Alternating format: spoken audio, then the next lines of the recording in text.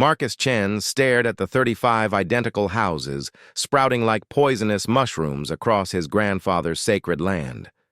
The HOA president's smug grin still burned in his memory from yesterday's courthouse steps. Eminent domain, Mr. Chen. Progress waits for no one.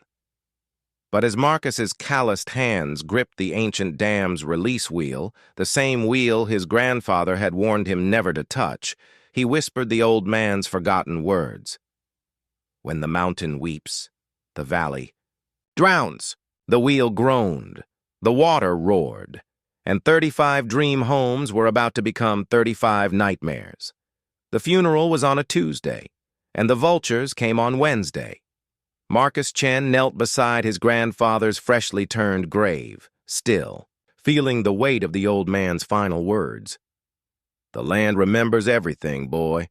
Every drop of rain, every broken promise, every life it's held. The morning mist clung to the mountainside cemetery like grief itself, and Marcus could barely make out the sprawling valley below where his family's 100-year-old property stretched, toward the distant river. Mr. Chen? Marcus didn't turn around. He'd heard that voice before, slick as motor oil, sharp as a collection notice. Whatever you're selling, I'm not buying. Actually, I'm here to buy. The footsteps crunched closer on the gravel path. Richard Pemberton, Willowbrook Homeowners Association. I believe we spoke at the town hall meeting last month. Now Marcus did turn, slowly rising to his full 6-foot frame. Pemberton stood there in his $1,000 suit, looking like he'd stepped off a real estate billboard. Everything about him screamed money and power, from his perfectly capped teeth to his Italian leather shoes that had never seen an honest day's work. I remember you, Marcus said. You're the one who called my grandfather's farm an eyesore and a barrier to community development. Pemberton's smile never wavered. I prefer to think of it as unlocked potential. Your grandfather was a visionary in his time, but times change. The valley needs modern housing, and frankly, Mr. Chen, you need the money. Marcus felt his jaw clench. Behind Pemberton stood 2 other men, a weaselly lawyer clutching a briefcase and a thick-set man with the dead eyes of professional muscle. The message was clear. This wasn't really a social call. How much? Marcus asked. $2 million, cash, 30-day close. It was a fortune, more money than Marcus had ever dreamed of. Enough to pay off the mountain of medical bills from his grandfather's final months, enough to start over somewhere else, maybe finally finish that engineering degree he'd abandoned to care for the old man. But as he looked past Pemberton toward the valley, Marcus saw something else entirely. He saw his great-great-grandfather clearing the land with nothing but an axe and determination. He saw his great-grandfather building the irrigation channels that had fed 3 generations of crops. He saw his grandfather as a young man, working alongside the Army Corps of Engineers to build the small dam that controlled the mountain runoff, turning what had once been a flood-prone wasteland into fertile farmland.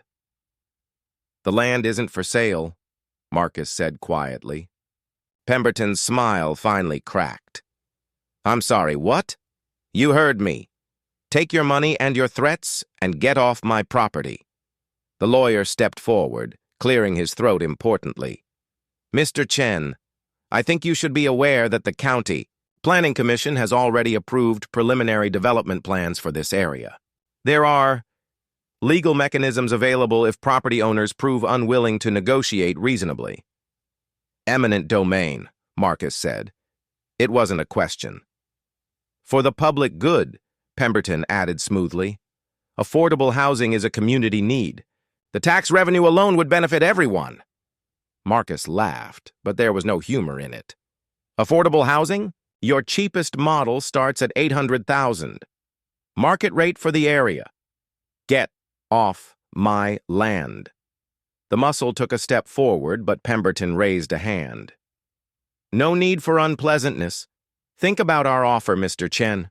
Really think about it. Because one way or another, those houses are getting built. They left him standing there among the headstones, but their message hung in the air like smoke from a house fire. Marcus pulled his phone from his pocket and dialed his lawyer, a tired woman named Janet who'd handled his grandfather's estate. "Janet, it's Marcus. They're coming after the farm." Her sigh carried through the speaker like a death rattle. "I was wondering when this call would come. Pemberton's been buying up everything between the highway and the river. You're the last holdout. Can they actually use eminent domain?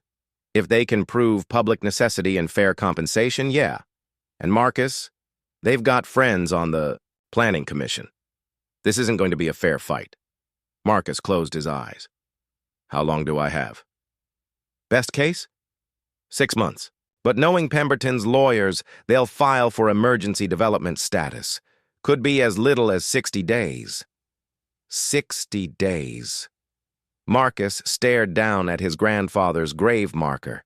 Henry Chen, 1934-2024. He built more than he took. There has to be some way to fight this. Unless you've got $2 million for legal fees and a decade to burn, I'd start packing. I'm sorry, Marcus. I really am. After hanging up, Marcus walked the 3 miles down the mountain to the farm. The property was smaller than it used to be, 97 acres now, down from the original homestead's 200. Previous generations had sold off pieces during hard times, but they'd never sold the core land around the old farmhouse and the dam. The house sat in a clearing surrounded by ancient oaks, its weathered cedar siding silvered by decades of mountain weather. Marcus had grown up here, spent every summer helping his grandfather maintain the irrigation system and tend the small herd of cattle that supplemented their income. The barn still smelled like hay and diesel fuel from the old tractor. That hadn't run in 5 years. But it was the dam that drew him now, as it always had. His great-grandfather had chosen this spot carefully, building the house and farm buildings just downstream from a natural depression where spring runoff collected. In 1952, when flooding wiped out half the valley's farms, Henry Chen convinced the Army Corps of Engineers to help build a small earthen dam across the gap. Nothing fancy, just a 40-foot-high barrier with a concrete spillway and manual release gates. For 72 years, the dam had done its job perfectly. It captured the spring melt and summer storm runoff, releasing it gradually through the growing season to keep the river steady and the farmland irrigated. During dry years, it kept the valley from turning to dust. During wet years, it prevented devastating floods. Marcus climbed the narrow maintenance path to the top of the dam. From here, he could see the entire valley spread out below, his family's farmland, the county road that connected them to town, and beyond that, the river valley where Pemberton planned to build his subdivision.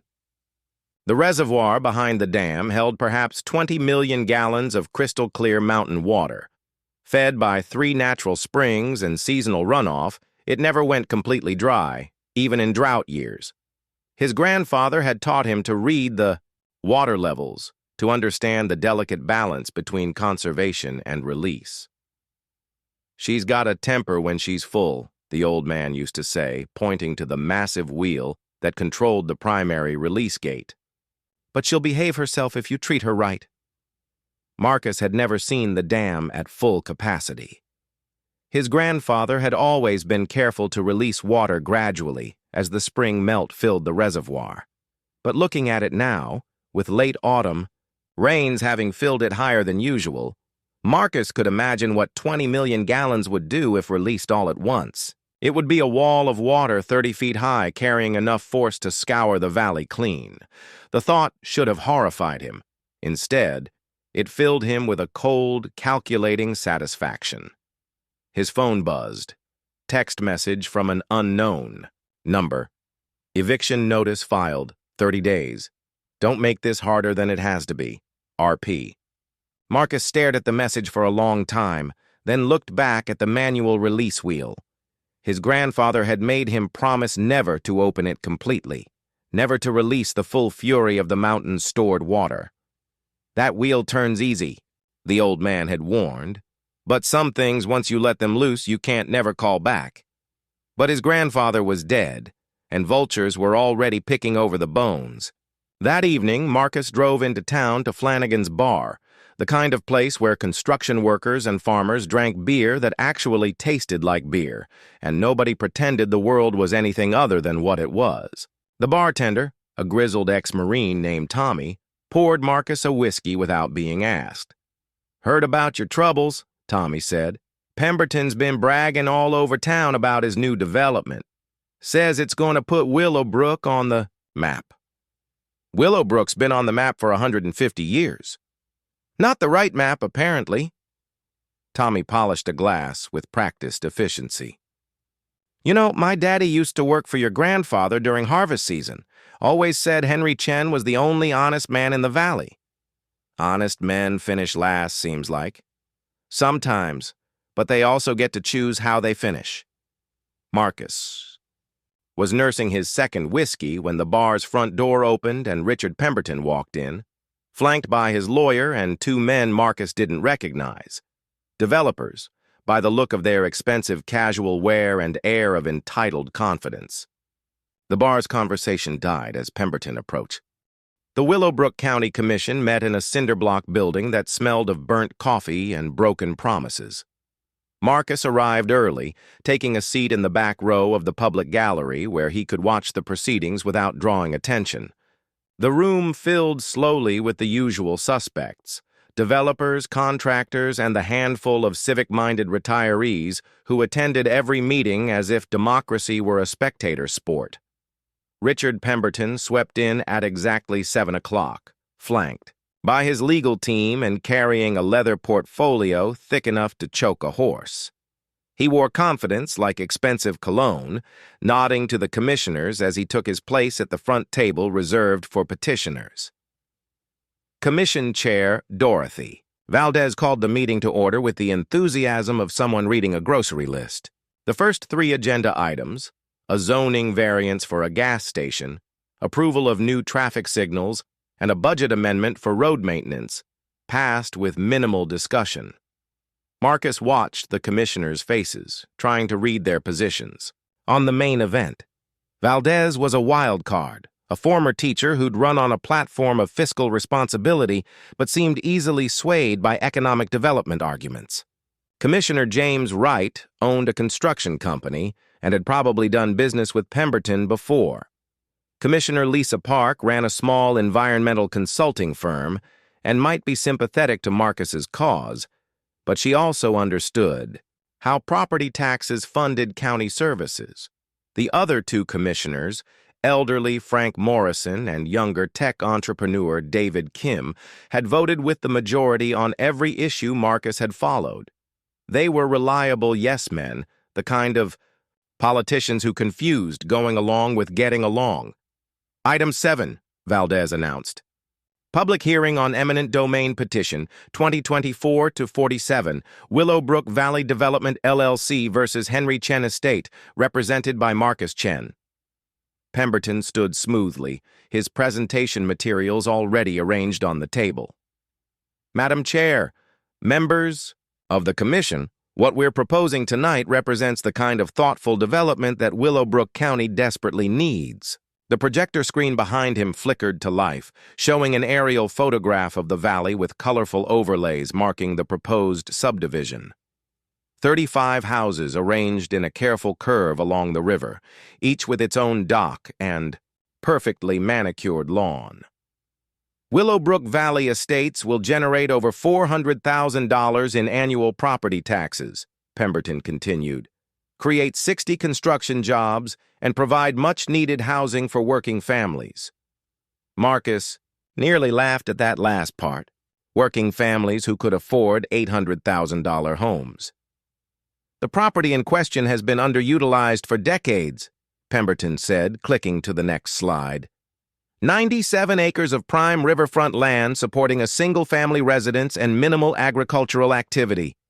This represents a profound inefficiency in our county's land use planning. He spent 20 minutes walking through architectural renderings, utility plans, and economic projections. The houses looked like something from a magazine, all glass, and steel, designed to capture views of the river without considering what the river might do during spring floods. The current owner, Mr. Marcus Chen, has refused reasonable compensation for his property, Pemberton concluded. While we understand the emotional attachment to family land, private sentiment cannot be allowed to impede public necessity. Commissioner. Wright leaned forward. What's your timeline for this project, Mr. Pemberton? We'd like to break ground before the spring rains begin. Weather delays in construction can add months to completion schedules and increase costs significantly. That's quite aggressive, Commissioner Park observed. Have you completed environmental impact assessments? Pemberton's smile tightened almost imperceptibly. We've conducted preliminary studies, and I'm happy to report no significant environmental concerns. The Army Corps of Engineers has already provided initial approval for our flood control modifications. Marcus felt something cold twist in his stomach. Flood control modifications? Mr. Chen, Valdez said sharply. You'll have your opportunity to speak during the public comment period. But Pemberton had already clicked to the next slide, showing engineering diagrams that made Marcus's blood run cold. The plan called for decommissioning the existing obsolete dam structure and replacing it with modern stormwater management systems. They weren't just taking his land, they were destroying the dam. The current dam represents a significant liability, Pemberton explained. Built in 1952 without modern environmental oversight, it fails to meet current safety standards and creates an artificial barrier to natural water flow. Our engineering consultants recommend complete removal as part of the overall site preparation. Commissioner Morrison nodded sagely. Makes sense. Can't have outdated infrastructure creating legal exposure for the county? Exactly. The new development will include state-of-the-art retention ponds and engineered channels designed to handle even extreme weather events. It's actually a significant environmental improvement. Marcus gripped the edge of his seat. Those retention ponds might handle normal rainfall, but they'd be useless against the kind of spring floods that had historically devastated the valley. Pemberton's engineers were designing for average conditions, not extreme ones. A classic mistake that had led to disasters from New Orleans to the Texas coast. The presentation continued for another 15 minutes, covering financing arrangements, construction schedules, and marketing projections. Pemberton painted a picture of inevitable progress, economic necessity, and modern efficiency replacing outdated sentiment. Finally, Valdez called for public comment. We'll hear first from Mr. Marcus Chen as the affected property owner. Marcus walked to the podium on unsteady legs. The 5 commissioners stared down at him from their elevated platform, and suddenly, he felt like a defendant rather than a citizen exercising his rights. My name is Marcus Chen, he began, his voice steadier than he'd expected. My family has owned and farmed this land for over a century. We've been good stewards, good neighbors, and good taxpayers. He'd prepared remarks, but looking at Pemberton's smug face made him abandon his script. Mr. Pemberton says our farm is underutilized, but he doesn't understand what that land actually does.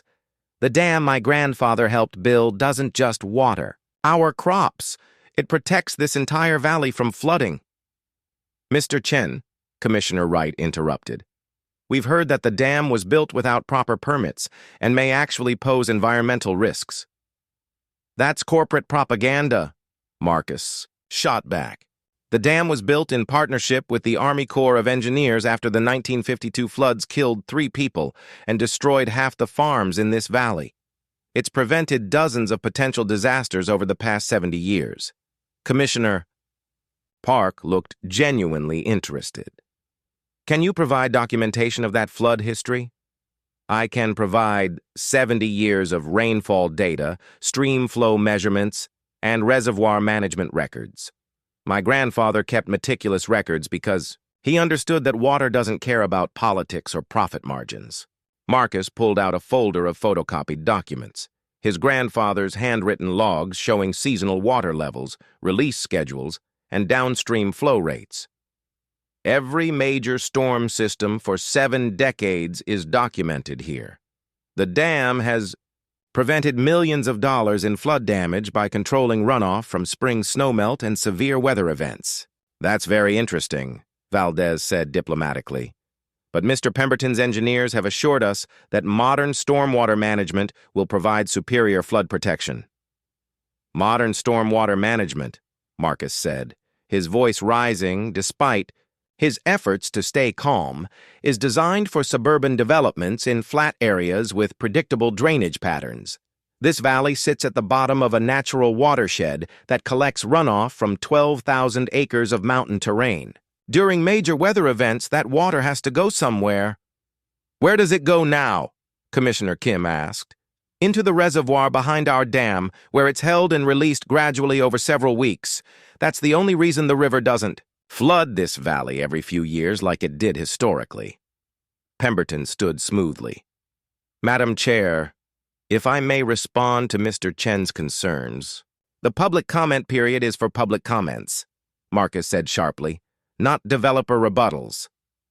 Actually, Valdez said, we appreciate clarification on technical issues. Mr. Pemberton? Mr. Chen's concerns are understandable but outdated, Pemberton said. Modern engineering has advanced considerably since 1952. Our stormwater systems are designed using current climate data and computer modeling that simply wasn't available to his grandfather's generation. Your computer models, Marcus countered, are based on historical averages that don't account for extreme weather events. Climate change is making those events more frequent and more severe, not less. Which is exactly why we need modern infrastructure instead of Depression-era solutions, Pemberton replied smoothly. Our retention systems are designed to handle 100-year flood events. Marcus felt his control slipping. Your retention systems are designed to handle 100-year events as defined by historical data that's already obsolete. We've had 3 100-year storms in the last decade alone. Mr. Chen, Valdez said firmly, your time for public comment has expired. Please, take your SC. Marcus woke at 5:47 a.m. to the sound of diesel engines rumbling up the valley road. Through the windshield of his truck, he could see headlights cutting through the pre-dawn gloom. Pemberton's demolition crew arriving early, eager to start tearing down 70 years of his family's work.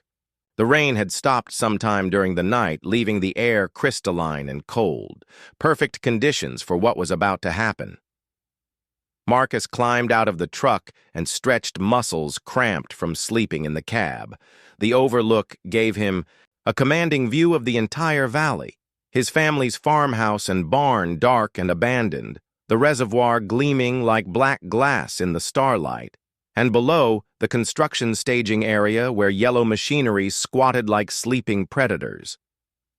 3 trucks had arrived so far, their crews unloading equipment and setting up work lights. Marcus counted 8 men, maybe 10. Working-class guys who'd gotten up before dawn to earn an honest paycheck, not knowing they were about to become casualties in a war they'd never chosen to fight. For a moment, Marcus felt something that might have been doubt. These weren't the enemy. They were just men doing a job, probably with families and mortgages and dreams of their own. But then he remembered Pemberton's smug smile in the courthouse, the commission's predetermined vote, and the casual way they'd all dismissed 70 years of flood management as outdated sentiment. Some lessons could only be taught in blood and water. Marcus checked his phone, 5:52 a.m. He'd set the timer for 6 o'clock, but watching the crew below made him reconsider. More people would arrive as the morning progressed. Supervisors, inspectors, maybe even Pemberton himself coming to watch his victory parade. Better to wait. Better to make sure the right people were present when the mountain reclaimed what was its own. At 6:15, a black SUV pulled into the staging area. Even from a distance, Marcus recognized Pemberton's vehicle. Sleek and expensive, the kind of car that announced its owner's importance to the world. The developer climbed out wearing a hard hat that had never seen actual work, gesturing animatedly as he spoke to the crew foreman. Marcus felt a cold smile spread across his face. Perfect. 2 more vehicles arrived in quick succession, a county inspector's truck and a white sedan that disgorged 3 men in suits. Bureaucrats, probably from the Environmental Agency or the Army Corps of Engineers, the same people who'd rubber-stamp this disaster in the name of progress and profit. By 6:30, nearly 20 people were gathered around the demolition equipment, pointing at blueprints and discussing the most efficient way to destroy Marcus's heritage. The irony wasn't lost on him. They were planning the dam's destruction while standing directly in the path of the flood that would result. Marcus pulled out his phone and called Sarah Winter's direct line. "Marcus?" She answered on the second ring, sounding instantly alert despite the early hour. "Where are you? I've been worried sick." "I'm where I need to be," Marcus said quietly. "I wanted to thank you for trying to help. You're a good reporter and a better person." "Marcus, you're scaring me. Where exactly are you?" "Far enough away to be safe, close enough to watch." "Watch what?" "Marcus, what are you about to do?" Through his binoculars, Marcus could see the crew attaching cables to the dam's concrete spillway structure. They were starting with the easy part, the visible infrastructure that could be demolished with conventional equipment. The real work of removing the earthen dam itself would come later, requiring excavators and weeks of careful soil removal. They wouldn't get the chance. "Do you remember what I told you about water always finding its way back to where it belongs?" Marcus asked. "Oh, God. Marcus, don't tell the story right, Sarah. Make sure people understand that this wasn't madness, this was mathematics." He ended the call and turned off the phone, dropping it on the truck's passenger seat. No more voices from the outside world. No more chances to be talked out of what necessity demanded. Marcus walked up the familiar path to the dam one last time. The reservoir was still at maximum capacity, overnight runoff having replaced what little water had escaped through the emergency spillway. 23 million gallons now, by his calculations. More than enough to scour the valley clean and teach everyone downstream exactly why his grandfather had built this dam in the first place. The manual release wheel waited where it had always waited, gleaming with morning condensation. Marcus gripped it with both hands and began to turn. 1 revolution. The gate mechanism groaned to life, ancient gears engaging with the smooth precision of quality engineering. Below, the normal irrigation. Flow increased slightly, but not enough to attract attention from the demolition crew. 2 revolutions. Water began rushing through the primary outlet with audible force, but still within the range of normal dam operations. Anyone watching would assume Marcus was making routine adjustments before the structure's destruction. 3 revolutions. The flow increased dramatically, and Marcus could see heads turning in the valley below. Someone shouted and pointed toward the dam. Pemberton lowered his binoculars and began walking toward his SUV, probably planning to drive up and investigate. Too late for that now. 4 revolutions. The sound of rushing water became a roar that echoed off the valley walls, the river below. The dam swelled visibly, brown water carrying away decades of accumulated sediment. Several of the demolition crew were pointing and shouting, their voices carrying faintly on the morning air. Marcus paused with his hands on the wheel, feeling the vibration of enormous forces building behind the dam's concrete face. 1 more turn, just 90 degrees of rotation, would open the gate completely and release the full fury of the mountains, stored water. In the valley below, Pemberton had climbed back into his SUV and was racing toward the dam access road, his vehicle throwing up a spray of gravel and mud.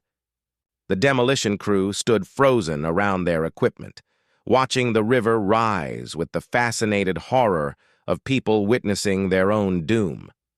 Marcus thought about his grandfather's warning.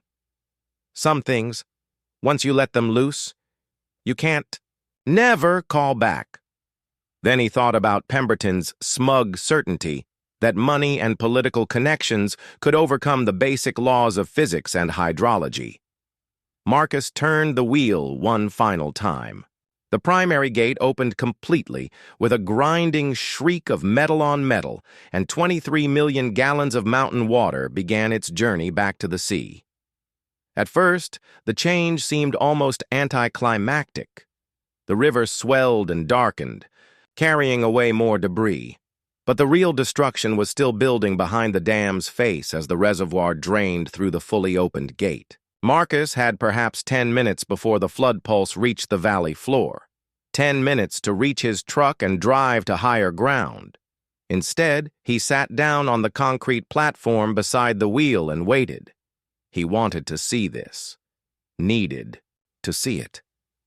70 years of careful water management was ending in a single catastrophic release, and Marcus felt obligated to witness every moment of what his decision had unleashed.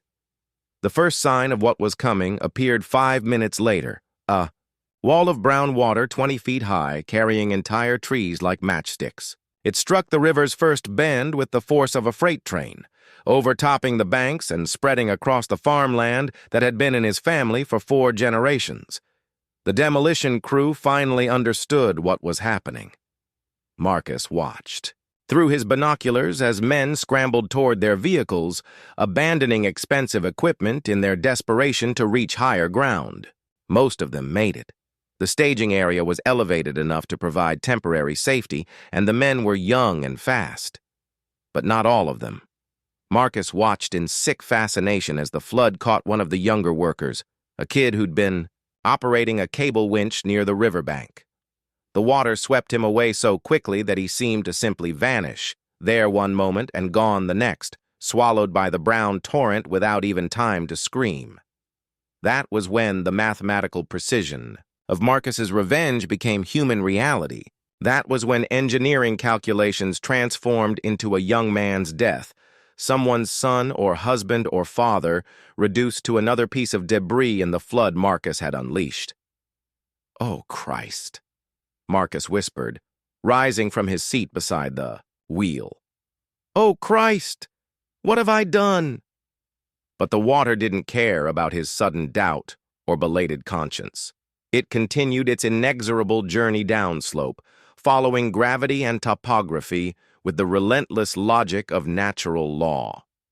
The flood swept away the construction equipment, the work trailers, and the access road Pemberton's SUV had been racing up just moments before. Pemberton himself had abandoned his vehicle and was scrambling up the hillside, his expensive suit torn and mud-stained as he clawed his way toward higher ground. 3 of the bureaucrats who'd come to watch the dam's destruction were trapped on what had become a temporary island, a slight rise in the landscape that was now surrounded by rushing water on all sides. They were waving frantically, shouting for help that wouldn't come in time. Marcus pulled out his phone and dialed 911 with shaking fingers, but of course he'd turned it off. By the time he powered it back on and got a signal, precious minutes had passed. The emergency dispatcher who answered sounded harried and confused. 911, what's your emergency? The Chen Dam in Willowbrook Valley, it's failed. There's massive flooding. People are trapped. Sir, can you repeat that? Marcus drove for 3 hours before the weight of what he'd done finally forced him to pull over. He sat in a truck stop parking lot outside Riverside, 30 miles from the valley that no longer existed, staring at his hands while his phone buzzed with increasingly frantic calls from reporters, lawyers, and law enforcement agencies. He didn't answer any of them. The radio news gave him fragments of the disaster he'd unleashed. Catastrophic dam failure in Willowbrook County, estimated damages in excess of $50 million, 2 confirmed dead, 3 missing, governor declares state of emergency, 2 confirmed dead. Marcus had killed 2 people with the turn of a wheel. At noon, he finally answered Sarah Winters's call. "Marcus, where the hell are you? The FBI is looking for you. The state police have your truck's license plate. And there, our news crews camping outside every hotel between here and Canada. I'm where I need to be," Marcus said quietly. "Which is where?" "Because right now, people are calling you everything from a terrorist to a folk hero, and I'm the only reporter who actually knows you. I can help control the narrative if you'll just... There is no narrative, Sarah. I opened the dam. People died. That's the story. It's not that simple, and you know it. Pemberton's been giving interviews all morning, painting himself as a victim of environmental extremism. The county commissioners are claiming they had no idea the dam removal would be dangerous. They're all trying to cover their asses while you take the blame for everything. Marcus watched 18-wheelers roll past on the interstate, their drivers probably heading home to families who would never know how close they'd come to losing everything to one man's calculated revenge. Maybe I should take the blame. Maybe that's what I deserve. Bullshit. You want to know what I've been doing all morning? Researching flood records. Your grandfather's dam prevented 8 major floods over the past 70 years. Without it, this valley would have been uninhabitable decades ago. Pemberton knew that. The county knew it. And they approved the development anyway. That doesn't justify murder. No, it doesn't. But it explains it. And explanation matters when you're facing a federal terrorism investigation. Marcus closed his eyes. How bad is it? Bad. The FBI's Domestic Terrorism Task Force has taken over the investigation. They're treating this as an act of eco-terrorism, which carries potential life sentences. But Marcus, there's something else you need to know. What? They found your suicide note. Marcus had forgotten about the letter he'd left on the kitchen table. And it's not helping your case. The prosecutors are using it as evidence of premeditation. They're saying you planned mass murder and only failed because most people escaped. Most people did escape. That has to count for something. Tell that to the families of Danny Rodriguez and Michael Chen. Marcus felt his stomach drop. Michael Chen? The environmental agency inspector who fell from the cable during your rescue attempt. Turns out he was a distant cousin of yours. 3rd or 4th generation. He was there because his supervisor thought having a Chen family member oversee the dam removal would prevent exactly this kind of incident. The irony hit Marcus like a physical blow. He'd killed his own relative in the name of family honor. Jesus Christ. There's more. Danny Rodriguez, the construction worker who drowned, he was 19 years old, working his first job out of high school to save money for college. His father is a union organizer who actually supported your fight against eminent domain. Marcus pulled the phone away from his ear, but Sarah's voice continued relentlessly. The 3rd missing person is Catherine Walsh, a county environmental inspector. She was swept away trying to rescue Rodriguez. They still haven't found her body, but they're assuming she's dead. She has 3 kids, Marcus. 3 kids who are never going to see their mother again because you decided to play God with a dam. Marcus hung up the phone and vomited in the truck stop parking lot, his body rejecting the reality of what his calculations had wrought. 3 dead, all innocent of any crime except being in the wrong place when Marcus's righteousness demanded blood sacrifice. He was still retching when the state police found him. Marcus Chen, you're under arrest for terrorism, murder in the 1st degree, and destruction of public infrastructure. The officer was young, professional, and utterly without sympathy as he read Marcus his rights. You have the right to remain silent. The words washed over Marcus like water, carrying away the last pretense that he was anything other than what he'd become, a killer who dressed up murder in the language of justice and environmental protection. The Willowbrook County Jail was a concrete box built to hold drunk drivers and petty thieves, not domestic terrorists who'd killed 3 people with 23 million gallons of water. Marcus spent his first night in protective custody, isolated from other prisoners who might see attacking him as a public service. His court-appointed attorney was a tired woman named Rebecca Martinez, who specialized in environmental law and looked like she'd rather be anywhere else. The good news, she said during their first meeting, is that the federal prosecutors are overreaching. Terrorism charges require proving ideological motivation, and your note reads more like a family property dispute than a political manifesto. What's the bad news? The bad news is that 3 people are dead, and you confess to causing their deaths in writing. The prosecution has video evidence of you operating the dam controls, witness testimony placing you at the scene, and a documented history of threats against the development project. Marcus stared at the conference room's concrete walls. So I'm fucked. Legally speaking, yes, but there might be mitigating circumstances we can work with. The county's eminent domain proceeding was rushed, possibly illegal. Pemberton's development violated several environmental regulations. The dam removal was scheduled to begin without proper safety assessments. None of that brings back the people I killed. Rebecca leaned forward, her expression intense. Marcus, listen to me. I've been doing this for 15 years, and I've never seen a case with this much public sympathy for the defendant. Half the state thinks you're a hero who stood up to corporate land grabbers. The other half thinks you're a monster, but even they're asking why the county approved a development in a known flood zone. What are you suggesting? I'm suggesting that if you're willing to fight this, we might be able to get the charges reduced to manslaughter or even criminally negligent homicide. You'd still do time, probably 25 years minimum, but you wouldn't die in federal prison. 25 years. Marcus would be 68 when he got out, assuming he lived that long. His entire adult life sacrificed for one morning's worth of calculated vengeance. I need to think about it. Rebecca gathered her papers. Don't think too long. The feds are offering a plea deal now, but that won't last forever.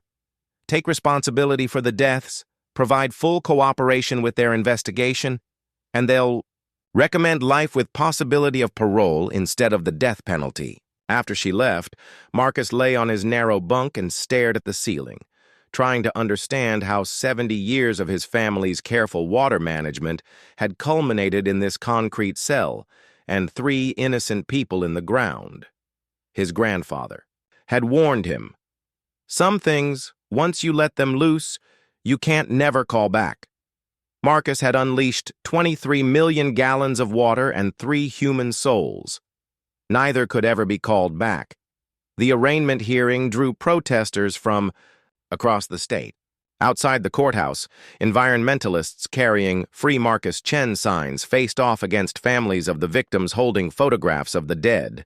News crews documented every angry exchange, every tearful interview, every moment of the circus Marcus's revenge had created. Inside the courtroom, federal judge Patricia Hendricks read the charges with the mechanical precision of someone who'd seen too much human tragedy to be surprised by any of it. Charges of domestic terrorism, 3 counts of first-degree murder, destruction of federal infrastructure, and violation of the Clean Water Act resulting in death. Marcus stood as she spoke, trying to process the reality that his life was being measured in statutory maximums and sentencing guidelines. Around him, the gallery buzzed with whispered conversations and barely suppressed emotion. Richard Pemberton sat in the front row, his expensive suit replaced by mourning attire that looked slightly too calculated to be genuine grief. He'd given interviews calling for the death penalty, positioning himself as the innocent victim of environmental extremism. But Marcus also saw faces that surprised him. Tommy from Flanagan's bar, Janet his lawyer, even Mrs. Rodriguez, Danny's mother, who watched him with eyes that held something more complex than simple hatred. When Judge Hendricks asked for his plea, Marcus stood slowly. Your Honor, before I answer, may I address the families of the victims? Mr. Chen, Rebecca whispered urgently, don't say anything that could hurt your case. But Marcus had already turned toward the gallery, his eyes finding Mrs. Rodriguez first. Mrs. Rodriguez, your son Danny died because of my selfishness and anger. He was 19 years old, working an honest job, and he had his whole life ahead of him. I can't bring him back, and I can't undo the pain I've caused your family. But I want you to know that I think about him every moment of every day, Mrs. Rodriguez. 6 weeks in federal custody gave Marcus time to understand exactly what 23 million gallons of water could destroy beyond human lives and construction equipment.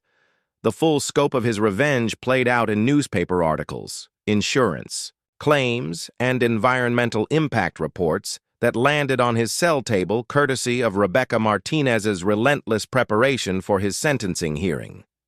The ecological damage alone would take decades to repair. The sudden flood had scoured away topsoil that had taken centuries to accumulate, destroyed fish-spawning grounds throughout the river system, and deposited contaminated sediment across 3 counties. Cleanup costs were approaching $100 million, and that didn't include the lawsuits filed by downstream property owners whose lands had been buried under 6 feet of toxic mud. But it was the smaller, more human details that cut deepest. A family farm that had been in the same hands for 5 generations, wiped out when the flood shifted the river's course through their fields.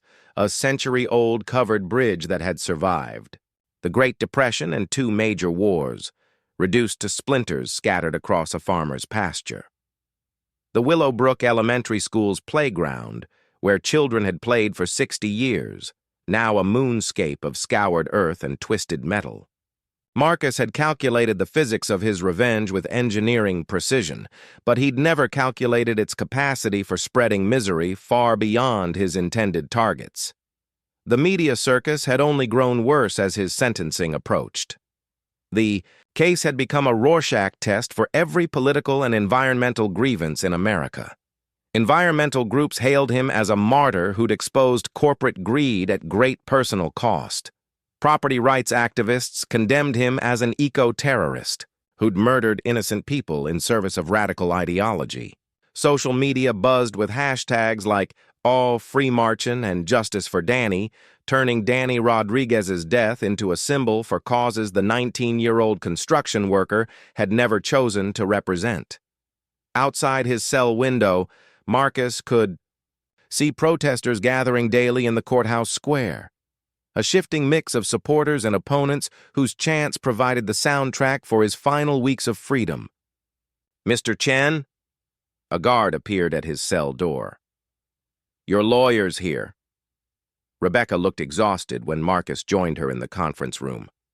6 weeks of non-stop media attention had taken their toll, aging her visibly as she fought to present her client as something more complex than the monster or hero the public demanded. "How bad is it?" Marcus asked. "Bad. The prosecution is recommending death. Judge Hendricks is known for following federal sentencing guidelines strictly, which means you're looking at either execution or life without parole." Marcus had expected this, but hearing it stated so bluntly still felt like a physical blow. "Any chance of appeal?" "We can always appeal, but your guilty plea limits our options significantly. The only real avenue is arguing for mitigation during sentencing, trying to get the judge to consider the circumstances that led to your actions." "What circumstances?" "I murdered 3 people because rich developers pissed me off." Rebecca slid a thick folder across the table. "That's not the whole story, and you know it. I've spent 6 weeks documenting every aspect of this case, and what I've found might surprise you." Marcus opened the folder to find hundreds of pages of documents, photographs, and official reports. The first section detailed the county commission's approval process for Pemberton's development, a process that had apparently skipped several mandatory environmental assessments and public comment periods. "Look at page 47, Rebecca said. Marcus found a memo from the county environmental office recommending delay of the project pending flood risk assessment. The memo was dated 3 days before the commission vote, but had apparently never been presented to the commissioners. They buried their own environmental review? Gets better. Page 63. This document was from the Army Corps of Engineers, expressing significant concerns about flood control modifications proposed for the Willowbrook Valley development. The Corps had requested additional study of downstream impacts and seasonal flooding patterns, a request that had been officially withdrawn the day after Richard Pemberton donated $50,000 to Congressman Bradley's re-election campaign. Marcus flipped through more documents, each revealing another layer of corruption, regulatory capture, and willful blindness to public safety. The dam removal had been fast-tracked through bureaucratic channels with the kind of efficiency that only came from powerful people making phone calls to other powerful people. "This doesn't justify what I did," Marcus said finally. "No, but it explains why you did it. An explanation matters for sentencing, even in federal court. The judge needs to understand that this wasn't random terrorism. It was a desperate response to a corrupt system that had failed every check and balance designed to prevent exactly this kind of disaster." Marcus studied his lawyer's tired face. "You really think Judge Hendricks will care about bureaucratic corruption when 3 people are dead?" "I think Judge Hendricks will care about the difference between premeditated terrorism and a crime of passion committed by someone who'd exhausted every legal option available to him. The question is whether you're willing to let me argue that case." Before Marcus could answer, the conference room door opened. A guard entered, followed by a woman Marcus didn't recognize. Middle-aged, professionally dressed, carrying herself with the confidence of someone accustomed to being taken seriously. "Mr. Chen, I'm Assistant U.S. Attorney Elizabeth Harper. I'm handling your case for the prosecution." Rebecca looked irritated by the intrusion. "We didn't request a meeting. Actually, I'm here to make an offer, a final offer, before sentencing." Harper took a seat across from Marcus, spreading her own folder of documents on the table. "Mr. Chen, in light of certain information that has come to our attention, the prosecution is willing to amend our sentencing recommendation." "What information?" Rebecca asked sharply. Harper pulled out a photograph, an aerial shot of the Willowbrook Valley taken shortly after the flood. But this wasn't a damage assessment photo. It showed the valley during cleanup operations, with heavy machinery working to clear debris and restore the river channel. This photograph was taken by a FEMA drone 3 days after the flood. "Notice anything interesting about the cleanup pattern?" Marcus studied the image, his engineering training automatically analyzing the equipment placement and work priorities. Something was wrong with the picture, but it took him a moment to identify what. "They're not cleaning up flood damage," he said slowly. "They're preparing construction sites." Harper nodded. "Very good. It seems Mr. Pemberton's construction crews returned to work remarkably quickly after a catastrophic flood that supposedly destroyed their entire project." Rebecca leaned forward. "What are you saying?" "I'm saying that within 72 hours of the flood, Pemberton Construction had mobilized equipment to begin site preparation for the same 35 houses Marcus Chen thought he'd prevented. The flood didn't stop the development. It just gave Pemberton an excuse to clear the land more efficiently than his original plan allowed."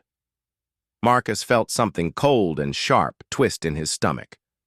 "You're telling me those people died for nothing?" Harper pulled out another document. "Insurance claim filed by Pemberton Construction, dated 1 week after the flood. $22 million for equipment loss, site preparation costs, and schedule delays. Except here's the interesting part. The insurance company's investigation found that most of the destroyed equipment had been moved to higher ground before the flood hit." "Moved by who?" Rebecca demanded. "Unknown. But cell phone records show Richard Pemberton received a call at 6:18 a.m. on the morning of the flood, 12 minutes before Marcus Chen began opening the dam controls.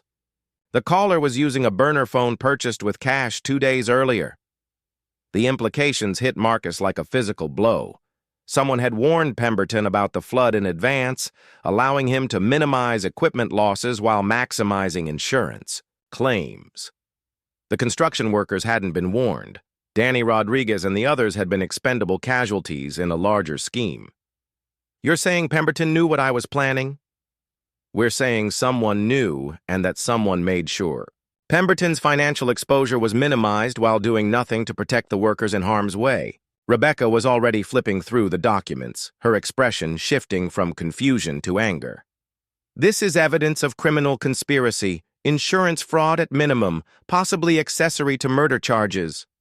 Harper nodded. "Which brings us to our revised offer, Mr. Chen. Plead guilty to manslaughter instead of first-degree murder. Provide full cooperation with our investigation into Pemberton's operations and the County Commission's approval process. In exchange, We'll recommend 25 years with possibility of parole after 15. 15 years. Marcus would be 58 when he became eligible for release, still young enough to have some kind of life if he could figure out how to live with what he'd done. And if I refuse? Then we proceed with the original charges and seek the death penalty for an act of domestic terrorism that killed 3 innocent people. Marcus stared at the photographs of cleanup operations that looked suspiciously like construction preparation, everything he'd believed about his right. Judge Patricia Hendricks had presided over federal court for 23 years, long enough to recognize the difference between justice and spectacle. As she entered her courtroom on the morning of Marcus Chen's sentencing, the packed gallery and media circus outside told her this case would be remembered long after the legal machinery finished grinding through its predetermined motions. Marcus stood as she entered, flanked by Rebecca Martinez and facing a prosecution table where Assistant U.S. Attorney Elizabeth Harper arranged her files with surgical precision. Behind him, the gallery hummed with barely contained tension. Environmental, activists, victims' families, reporters, and curious citizens drawn by the promise of witnessing either martyrdom or justice, depending on their perspective. "Be seated," Judge Hendricks said, her voice cutting through the murmur. "We are here for the sentencing of Marcus Chen, who has pleaded guilty to charges of domestic terrorism and 3 counts of first-degree murder. Before I impose sentence, I will hear statements from the victims' families, the prosecution, and the defense." Mrs. Rodriguez rose first, walking to the podium with the careful dignity of someone who'd buried her child and somehow found the strength to face his killer. She wore her son's graduation photo pinned to her black dress, Danny in his cap and gown, grinning with the uncomplicated joy of someone whose life had stretched out before him like an unwritten book. "Your Honor," she began, her voice steady despite the tears threatening at the corners of her eyes. "My son Danny was 19 years old. He wanted to study engineering, like Mr. Chen did before he dropped out. He was saving money for college, working construction to pay his own way because he didn't want to burden our family with debt." Marcus forced himself to meet her gaze as she continued. "Danny died because Mr. Chen decided that his anger was more important than my son's life. But I've thought a lot about anger these past months, about how it can eat you alive if you let it. And I've decided that I won't let my son's death be about anger. I want it to be about love." She pulled a piece of paper from her purse, unfolding it with trembling hands. "I've written a letter to Mr. Chen, but I want to read part of it here, in front of everyone."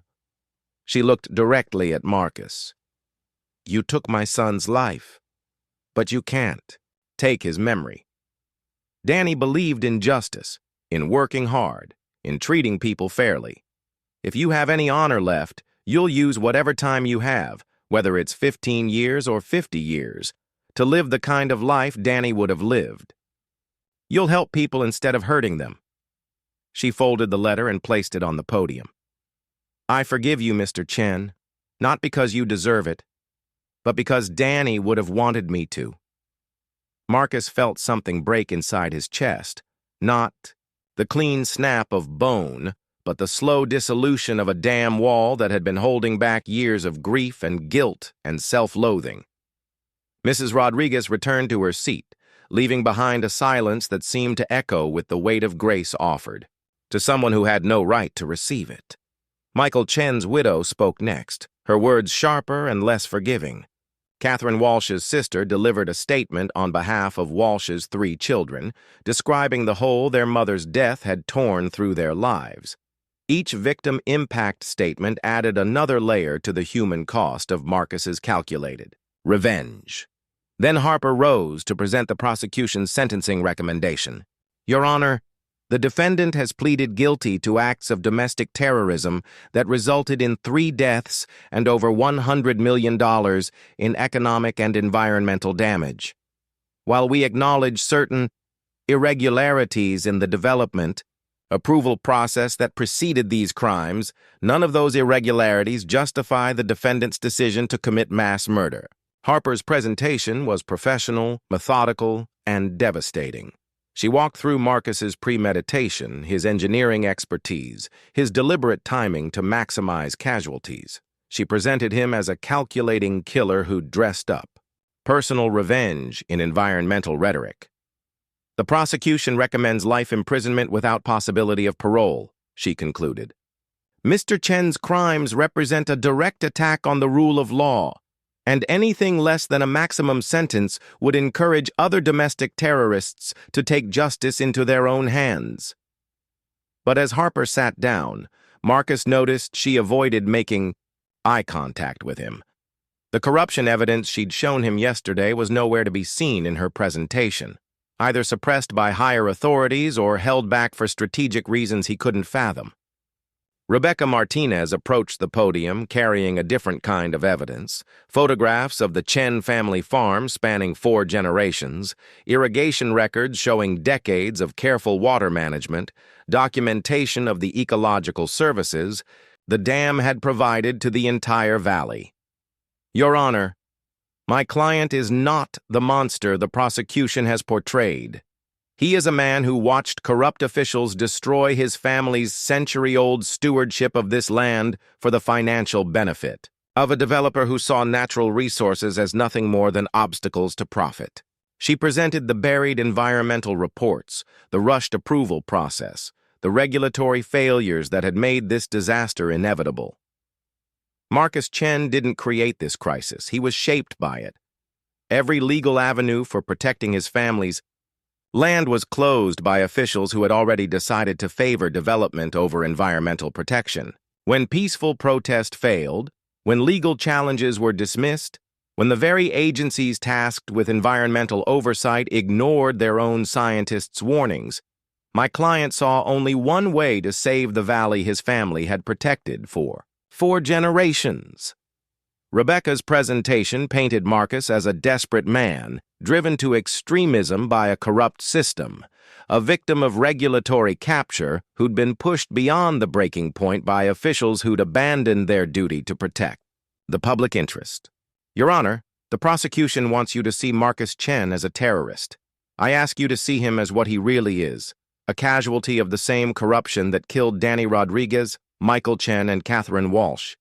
The real criminals in this case are the officials who approved a dangerous development while ignoring their own environmental experts. She paused, glancing at the prosecution table where Harper sat stone-faced. My client accepts full responsibility for his actions, but he should not be the only one held accountable for a disaster that was engineered by others and merely triggered by his desperation. Judge Hendricks listened to everything without visible reaction, taking notes in the precise handwriting that had recorded thousands of similar proceedings. When the formal presentations ended, she looked directly at Marcus. Mr. Chen, before I impose sentence, is there anything you wish to say to this court? Marcus stood slowly, feeling the weight of every eye in the courtroom. He'd prepared remarks, but facing Mrs. Rodriguez's forgiveness and the family's grief made his planned words seem inadequate. Your Honor, I want to start by acknowledging what everyone in this room already knows. I am responsible for 3 deaths and immeasurable suffering. I opened the dam knowing that people would die, and nothing I say can undo that choice or bring back the lives I took. He paused, looking directly at the victims' families. But I also want this court to understand that I was not the only person who made calculations about acceptable casualties that morning. Someone warned Richard Pemberton about the flood in advance, allowing him to protect his equipment while leaving his workers in harm's way. Someone in our government approved a development in a known flood zone while suppressing environmental reviews that would have prevented this disaster. Harper rose to object, but Judge Hendricks waved her down. Someone made the calculation that Danny Rodriguez's life was worth less than the insurance claim that could be filed for destroyed construction equipment. Someone decided that Catherine Walsh's children would be acceptable casualties in a scheme to turn environmental disaster into financial profit. Marcus pulled out a piece of paper, not prepared remarks, but a handwritten letter. Last night, Richard Pemberton visited me in jail. He offered to establish a $20 million scholarship fund in Danny Rodriguez's name if I would accept the death penalty and stop cooperating with the investigation into corruption charges. The courtroom erupted in whispers and shocked murmurs. Harper was on her feet immediately.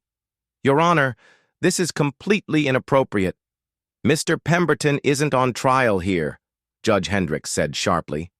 "Mr. Chen, confine your remarks to your own actions and responsibility." Marcus nodded. "Your Honor, my point is not to shift blame, but to accept it fully. I chose to open that dam. I chose to prioritize my anger over human life. But I also choose not to let my crime be used to cover up the corruption that made it inevitable." He folded the letter and placed it on the defense table. "Mrs. Rodriguez told me that she forgives me, not because I deserve it, but because her son would have wanted her to. I don't know if I deserve forgiveness. But I know what Danny Rodriguez and the other victims deserved. They deserved leaders who protected them instead of using them.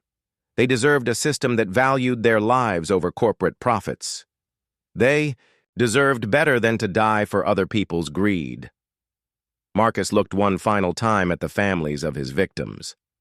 "I can't give them back their lives, but I can make sure their deaths serve a purpose beyond enriching the people with